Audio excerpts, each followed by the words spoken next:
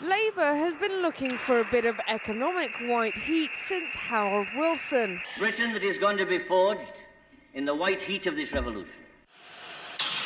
60 years later, Rachel Reeves is trying to find the same catalyst. It's a spherical device, almost like a cord apple. But today's growth figures seem to have fizzled out, with living standards again going in reverse. When you look at growth for the first half of 2024, it looks rather good. The fastest in the G7, Jeremy Hunt would remind you.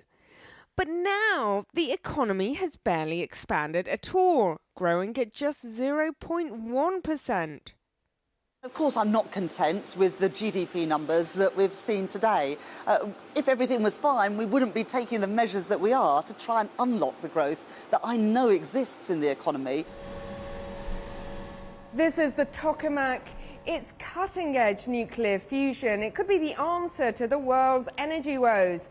It's not on right now, but when it's on, it heats up to 100 million degrees centigrade. That's 10 times hotter than the centre of the sun. It's the kind of scientific innovation that the Chancellor longs for.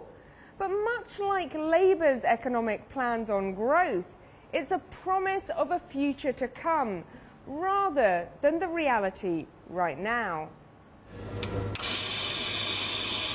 In Liverpool, company bosses are still reeling from the policy measures served up in the budget.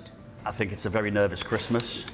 After the budget's happened now, and it feels like it's a very big slap in the face for hospitality and bricks and mortar businesses. Ian Hoskins says the increase in employer national insurance alone has added £100,000 of cost to his business. It's a huge amount of money to find.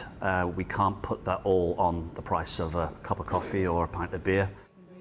But the Chancellor's hopes of growth rely heavily on the spark of business. It's an interesting moment for Reeves to be touring Tokamak Energy, a British company which also has key US government investment. A transatlantic love match that's increasingly in focus. If President-elect Donald Trump increases tariffs on UK imports, will we increase tariffs on US imports, on medicines, on planes, on crude oil? Let's not jump the gun. I'm looking forward to working with President-elect Donald Trump, and I will make the case for free and open trade. It benefits Britain, but it benefits the United States as well. And I'm determined to do everything in my power to protect those trade flows because they're good for both of our countries, and that special relationship will continue with the United States. But is there a trade partner even more beloved? It's really important to reset our relationship too with the European Union, our biggest trading partner anywhere in the world. And the truth is, it is now harder for businesses to trade with our nearest neighbours and trading partners.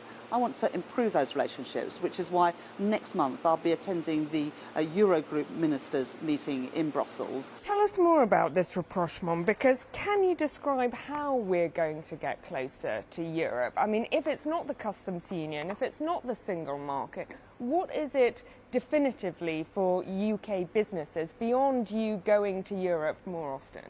Well, we set out in our manifesto a number of areas where we wanted to improve the trading relationship. A new veterinary agreement? A new veterinary agreement, making it easier for our cultural industries to tour around Europe, the mutual recognition of professional qualifications to help our fantastic services sector. They're quite thorny, they're quite complex. Are you confident that we will have a new veterinary agreement?